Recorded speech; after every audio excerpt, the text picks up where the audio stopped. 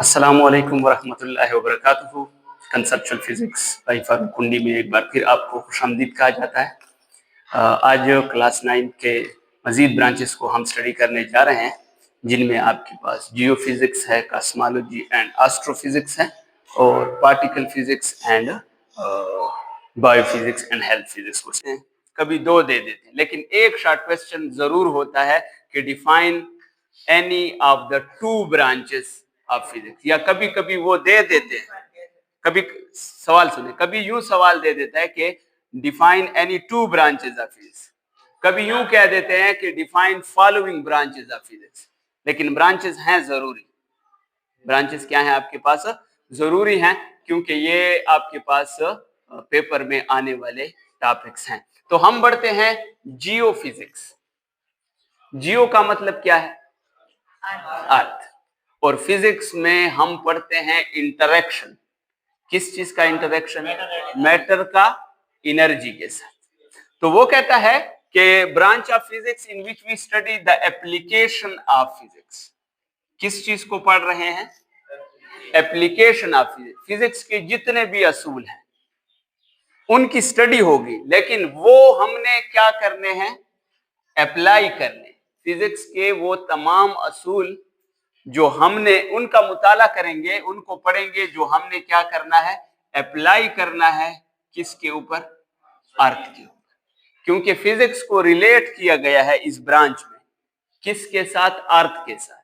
अब कैसे रिलेट किया गया है कि आपने एप्लीकेशंस पढ़ने, फिजिक्स के जितने भी असूल हैं, और किसके ऊपर वो अप्लाई करने हैं?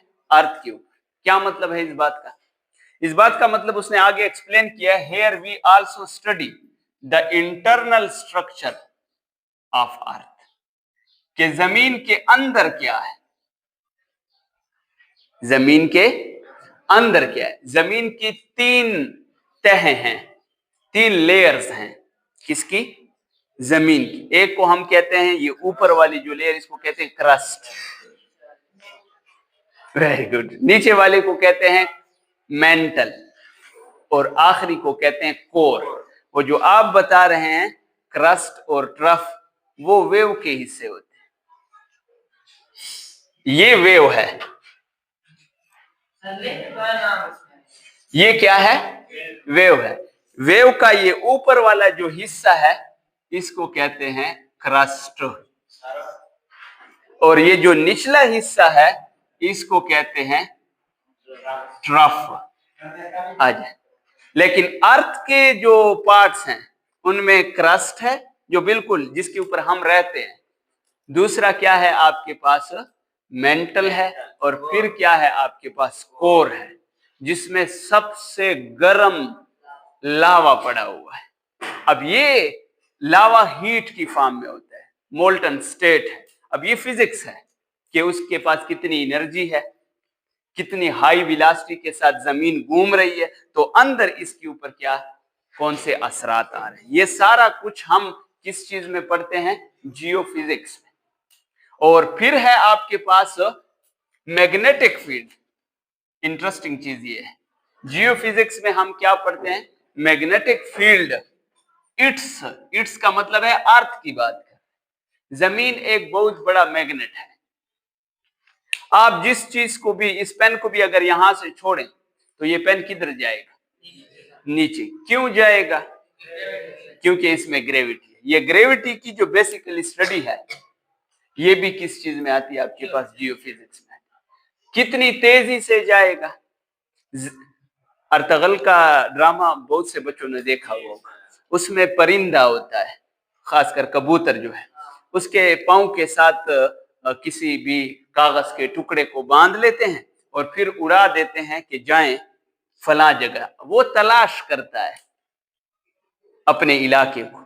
ये अक्सर जो कबूतर के शौकीन लोग हैं, ये बहुत दूर से, यूं समझे कि हताला, यूं समझे कि डेखान, इवन कि मैंने सुना है कि परोवे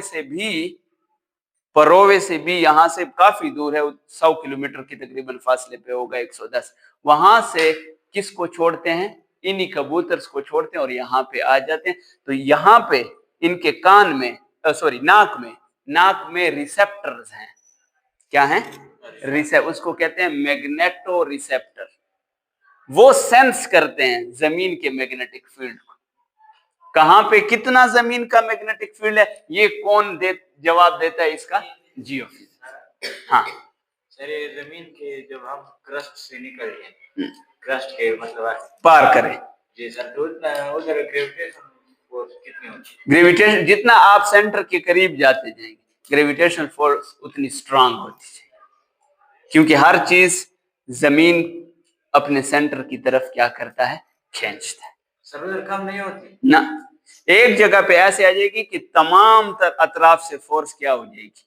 इसी दूसरे चैप्टर के बिल्कुल एंड वाले टॉपिक में मैं ये चीज पढ़ाऊंगा। सर ये प्लेटें किधर होती है? प्लेटों की तरफ जाते हैं। इसके अलावा क्या पढ़ना है? काजेस पढ़नी है। किसकी काजेस पढ़नी है? अर्थक्वेक।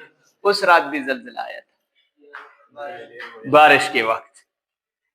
क्यों आया था, इसका जवाब भी कौन देता है? जियोफिजिक्स।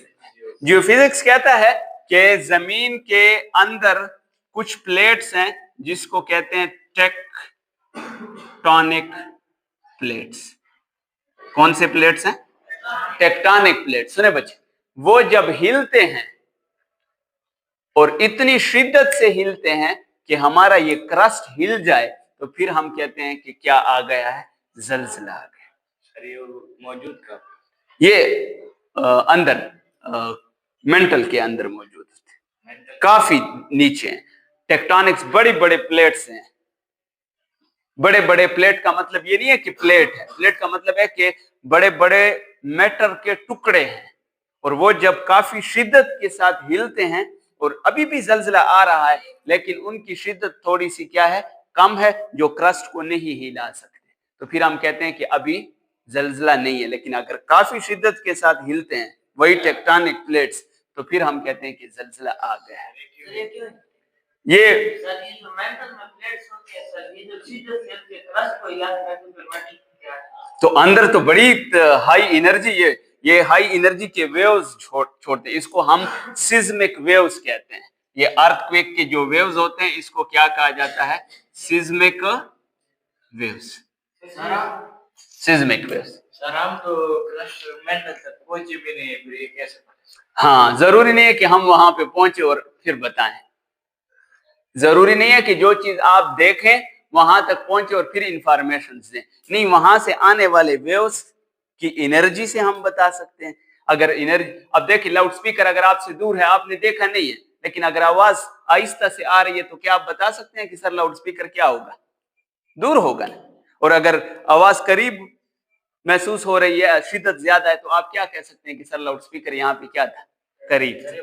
तो इसका मतलब ये है कि ये जरूरी नहीं है कि हम वहां तक जाएं, बल्कि वहां से आने वाले ये जो अर्थक्वेक्स के वेव्स हैं इनकी शिद्दत भी हम बता सकते हैं कि ये कितनी दूर पड़े हुए हैं।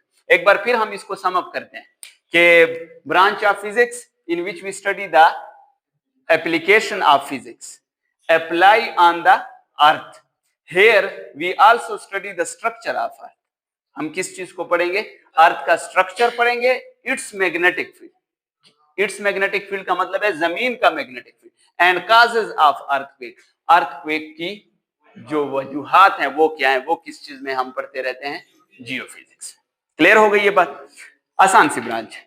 दूसरा है कॉस्मोलॉजी एंड एस्ट्रोफिजिक्स। दो ब्रांचेस को एक बार फिर क्या किया गया है? इकट्ठा किया गया। Cosmology and astrophysics. सुने बच्चे, branch of physics in which we study about the creation of universe.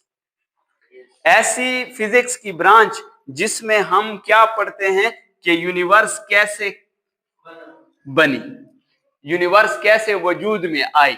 आगे सुने, एंड इट्स एज, इसकी उम्र कितनी है? कितने 100 साल, कितने करोड़ साल, कितने बिलियन साल गुजर गए हैं कायनात को बने हुए, और कितना टाइम गुजरेगा इसको डिस्ट्रॉय होने में। ये किस चीज में हम पढ़ते हैं? कॉस्मोलॉजी में। कॉस्मोलॉजी में किस चीज को पढ़ते हैं? फिजिक्स की ऐसी ब्रांच जिसमें हम क्रिएशन ऑफ यूनिवर्स के बारे में पढ़ते हैं, एंड इट्स एज, और इसके उम्र के आज तक इसके ऊपर कितने बिलियन ईयर्स गुजर चुके हैं। कहते हैं कि अभी तक 30 बिलियंस ईयर्स जमीन को, कायनात को बनते हुए गुजर चुके हैं। आगे क्या कहता है? In this branch we also study the interaction of matter and energy in a space. क्योंकि साथ में एस्ट्रो है, एस्ट्रो का मतलब है स्पेस। इस ब्रांच को दूसरे अल्फाज में स्पेस फिजिक्स भी कहते हैं। कौन सी फिजिक्स कहते हैं? स्पेस फिजिक्स भी कहते हैं। कॉस्मोलॉजी अलग है। कॉस्मोलॉजी और एस्ट्रोफिजिक्स में थोड़ा सा डिफरेंस है। कॉस्मोलॉजी में आप यूनिवर्स के क्रिएशन और इसके एज, इसकी मौजूदा हालत के बारे में पढ़ते हैं और इसके आने वाले दिनों में इसके क्या असरात होंगे, इसकी शक्ल कैसे होगी। दिन ब दिन गर्मी बढ़ रही है, समझ आ रही है नहीं? तो जबकि एस्ट्रोफिजिक्स में आप क्या पढ़ते हैं? The branch of physics in which we study the interaction of matter and energy in space and motion of heavenly bodies. सूरज के गिर्द हेवनली बॉडीज घूम रहे हैं। हमारे कितने मून हैं? एक। जुपिटर के 9 मून हैं, किसी के 82 मून्स हैं। ये सारा कुछ इंफॉर्मेशन, ये सारी कुछ साइंस कौन देता है आपको? एस्ट्रोफिजिक्स। क्योंकि एस्ट्रोफिजिक्स को दूसरे अल्फाज में क्या कहते हैं? स्पेस है। स्पेस में जितना कुछ भी हो रहा है कि लाइट कितनी स्पीड से आ रही है, हमसे सूरज कितना दूर है, हमसे सूरज 149.6 मिलियन किलोमीटर कौन दूर है हमसे? सन दूर है। अब ये डिस्टेंस है, ये नापा गया है। किसके असूलों से नापा गया? एस्ट्रोफिजिक्स से। आपने पढ़ा है कि जमीन के इर्द गिर्द आइनोस्फेयर है, केमिस्ट्री में आपने ये चीज पढ़ी है। उससे बहुत से रेडिएशन सूरज से आके टकरा के वापस चले जाते, लेकिन उसकी स्टडी तो हमने करनी है कि स्पेस में कौन से रेडिएशंस घूम रहे हैं। क्योंकि एनर्जी है और मैटर का इंटरेक्शन, वो भी किस चीज में पढ़ते हैं? एस्ट्रोफिजिक्स में पढ़ते हैं। मोशन ऑफ हेवनली बॉडी, जमीन को एक चक्कर मुकम्मल होने में कितना टाइम लगता है? शाबाश, 365 दिन। अपने 6 घंटे। और अपने इर्द गिर्द कितना? 24 घंटे। ये अब जुपिटर को कितने दिन लगते हैं जमीन के लिहाज से? वहां का साल कितने महीनों का है? ये जो इल्म फल्कियात जिसे हम कहते हैं, इसको क्या कहा जाता है? एस्ट्रोफिजिक्स। जी, जमीन ऐसे घूम रही है, इसकी कितनी स्पीड है? 30,000 किलोमीटर पर सेकंड ये सूरज के गिर्द घूम रही है। कितनी? 3070 किलोमीटर पर सेकंड जमीन किसके गिर्द घूम रही है। अब बाकी प्लैनेट्स की मोशन भी हमें कौन एक्सप्लेन करके देता है? एस्ट्रोफिजिक्स एक्सप्लेन करके देता है। सर ये जमीन है और ये जहाज ऐसे जा रहा है, जमीन भी इस तरह घूम रही है और जहाज भी ऐसे जा रहा है, फिर तो ये सारे रिलेटिविटी के अंदर हम पढ़ेंगे। अब है आपके पास पार्टिकल फिजिक्स, जराती फिजिक्स इसको कहते हैं। हाँ, चांद ज्यादा होने से क्या फर्क पड़ता है? इस तरह चांद ज्यादा कम होने से कोई असरात नहीं आते। जिस प्लेनेट का जितना ज्यादा फील्ड होगा, वो उतने ज्यादा मून को अपने साथ क्या करेगा? अट्रैक्ट करेगा। आपका क्वेश्चन अगर टू द पॉइंट हो तो फिर हम उसको इंटरटेन करेंगे। इंटरटेन का समझते हैं ना, हम उसको वेलकम कहेंगे। लेकिन अगर आपका क्वेश्चन थोड़ा सा बाहर होगा तो फिर हम उसको इंटरटेन नहीं करेंगे। और आपने इस बात को फिर माइंड भी नहीं करना कि सर ने मेरे क्वेश्चन को इंटरटेन नहीं किया, मैं उसको थोड़ा सा उसके ऊपर ऐसे गुजर जाऊंगा, क्योंकि फिर वो बियॉन्ड द लिमिट हम चले जाएंगे। क्योंकि हम ब्रांच पढ़ रहे हैं पूरी वही। अब मैकेनिक्स के ऊपर पूरे 2 चैप्टर्स हैं। अब 2 चैप्टर्स को एक ही दिन में, बल्कि 15 मिनट के अंदर पढ़ाना बड़ा मुश्किल काम है। तो हम सिर्फ ये कोशिश करेंगे कि वहां पे लिखी हुई बातों को थोड़ा सा क्या कर लें, एक्सप्लेन करें, ताकि आपको कुछ न कुछ समझ आए। बढ़े आगे। Particle physics, branch of physics in which we study about fundamental particle. कौन से पार्टिकल? Fundamental particle. किसके फंडामेंटल पार्टिकल? मैटर के फंडामेंटल। देखिए यहां पे आपने जमीन के बारे में पढ़ा, यहां पे जमीन की क्रिएशन के बारे में पढ़ा, यहां पे साथ में स्पेस के बारे में पढ़ा। यहां पे ऐसा कुछ नहीं है सिनान। यहां पे अगर है तो फंडामेंटल पार्टिकल्स है। किसके फंडामेंटल पार्टिकल? मैटर। अगर आपसे कोई पूछे कि फंडामेंटल पार्टिकल्स का मतलब क्या है, फंडामेंटल पार्टिकल्स का मतलब यह है कि ये मैटर कौन कौन से जरात से बना हुआ। तो हम कह सकते हैं कि सर एटम सबसे स्मॉलेस्ट पार्टिकल है, लेकिन उसके अंदर भी पार्टिकल है जिनमें एक का नाम इलेक्ट्रॉन है, दूसरे का नाम प्रोटॉन है, तीसरे का नाम न्यूट्रॉन है। लेकिन एक बात याद रखें, पार्टिकल फिजिक्स वाले इनको नहीं पढ़ते, प्रोटॉन और न्यूट्रॉन को नहीं पढ़ते, बल्कि उनको पढ़ते हैं जो फंडामेंटल। फंडामेंटल बच्चे उन पार्टिकल्स को कहते हैं जो मजीद डिवाइड ना हो सके, जो मजीद डिवाइड ना हो सके। Electron itself a fundamental particle, ये अंदर इसका कोई और पार्टिकल नहीं है, लेकिन प्रोटॉन फंडामेंटल नहीं है। अगर आपसे कोई पूछे कि प्रोटॉन फंडामेंटल है, तो प्रोटॉन फंडामेंटल नहीं है। न्यूट्रॉन फंडामेंटल है, नहीं, न्यूट्रॉन भी फंडामेंटल नहीं है। तो फिर सर ये किस चीज से बने हुए हैं? ये बने हुए हैं और पार्टिकल्स जिसको फिजिक्स क्या नाम देती है? क्वार्क्स। सिर्फ नाम हमने सीखना है। और ये भी बता दूं कि क्वार्क्स की टाइप्स कितने हैं? 6 टाइप्स हैं।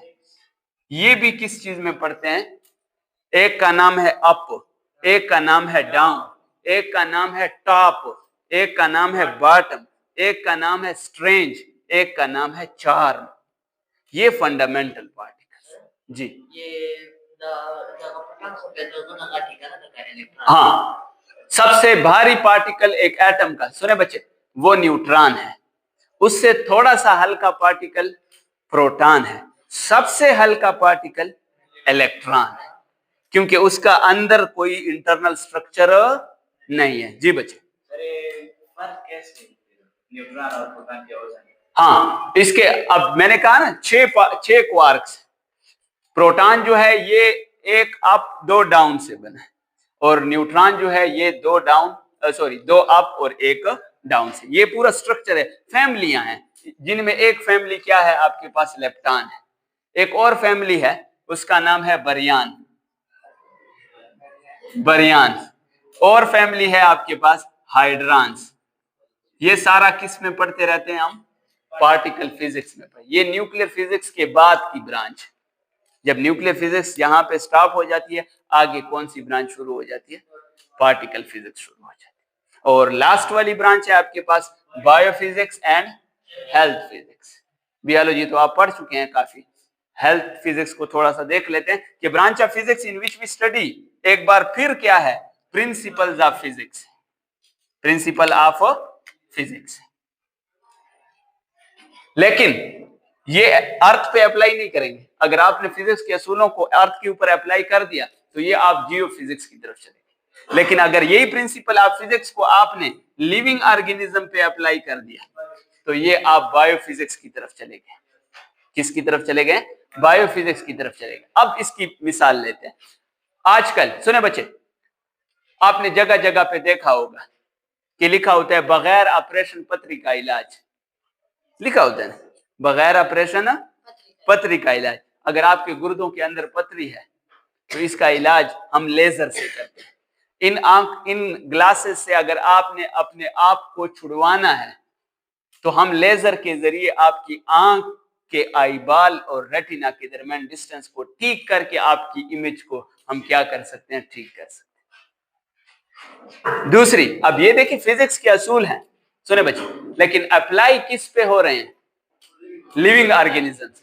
पहले सिर्फ एक्सरे होता था, अडुके बदे मात बदे खाली एक्सरे का होता है। उससे अगर आपने ड्रामे देखे हुए होंगे अर्तगल के सीजन में, वो जब कहीं पे कट लगता है तो उसको दागते हैं, क्योंकि उस वक्त इनके पास ऐसी टेक्नोलॉजी नहीं थी, ऐसे फिजिक्स के असूल नहीं थे जो लिविंग ऑर्गेनिज्म के ऊपर क्या कर सके? अप्लाई।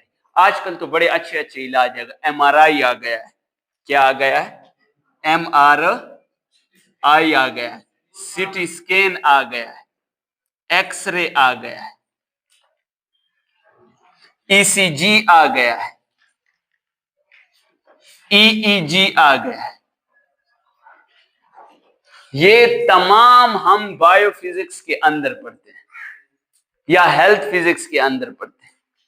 यानी अगर आपसे कोई पूछे कि बायोफिजिक्स और हेल्थ फिजिक्स में आप किस चीज को पढ़ते हैं, तो ये फिजिक्स की ऐसी ब्रांच है जिसमें हम फिजिक्स के असूलों को पढ़ते हैं और उन असूलों को पढ़ते हैं जो लिविंग ऑर्गेनिज्म पे क्या हो रहे हो, अप्लाई हो रहे हैं।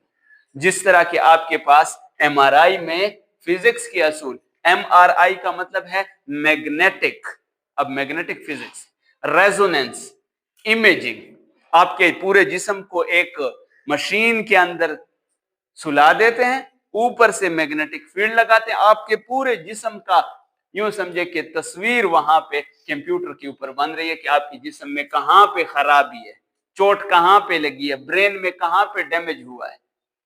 अब ये देखें, मैग्नेटिक फील्ड फिजिक्स में पढ़ाई जाती है, लेकिन वही फिजिक्स का असूल किसके ऊपर लगाया गया है, लिविंग, तो इसलिए हम इसको बायोफिजिक्स कहते हैं। साथ में सिटी स्कैन है, इसको कहते हैं कंप्यूटर टोमोग्राफी, हाँ कंप्यूटर टोमोग्राफी। फिर है एक्सरे, एक्सरे जहां पे आपको फ्रैक्चर आ जाता है, गिर जाते हैं या कहीं पे एक्सीडेंट वगैरह में अल्लाह ना करे, वहां पे अगर आपको चोट लग जाए तो वहां पे भी हम क्या अप्लाई करते हैं, एक्सरे अप्लाई। फिर है आपके पास ईसीजी, इसको कहते हैं इलेक्ट्रो कार्डियोग्राफी, दिल की होती है हमेशा, इलेक्ट्रोकार्डियो। अब इलेक्ट्रिक हमने चार्जेस इलेक्ट्रिसिटी और मैग्नेटिज्म में पढ़ा, कार्डियो दिल है और ग्राफी फिर फिजिक्स है। बड़ी एक लंबी चौड़ी पर्ची निकल आती है, आप लोगों ने देखा होगा, उसके ऊपर ग्राफ पड़े होते हैं, ग्राफ फिजिक्स है, लेकिन डॉक्टर हजरात उनको समझते हैं कि इस बंदे में मसला है या नहीं है। और फिर है आपके पास ईईजी, इलेक्ट्रो इंसोफिलोग्राफी, इलेक्ट्रो इंसोफिलोग्राफी, ये न्यूरॉन की, ब्रेन की इलेक्ट्रिकल एक्टिविटी को चेक करते हैं। बाज लोग जिनको दिमागी तवाज़ुन थोड़ा सा खराब हो और नुकसान का अंदेशा हो कि किसी को नुकसान दे देगा, कम डॉलर को ले वना पचंगी ने करता, फिर उनको ठीक करने के लिए हम उनको थोड़ी देर के लिए इलेक्ट्रो इंसोफिलोग्राफी के जरिए उनको हम उसको इलेक्ट्रिक शॉक कहते हैं, वो देते हैं। तो अब फिजिक्स के असूल हैं, लेकिन किसके ऊपर अप्लाई हो रहे हैं, लिविंग ऑर्गेनिज्म। नहीं, ये परमानेंट ठीक नहीं होता, बल्कि कुछ वक्ती तौर पर ये खामोश हो जाता है, इस तरह कुछ अरसे ये खामोश होता है। समझ आ गई? तो जो बच्चे लेट आए उनको एक बार फिर पढ़ा रहा हूं कि हम आज पढ़ रहे हैं 4 ब्रांचेस हमने पढ़ लिए हैं, जिनमें आपके पास जियोफिजिक्स है। जियोफिजिक्स फिजिक्स की एक ऐसी ब्रांच है जिसमें हम फिजिक्स के असूलों को पढ़ते हैं, लेकिन उन असूलों के ऊपर पढ़ते हैं जो अर्थ के ऊपर अप्लाई किए गए हो।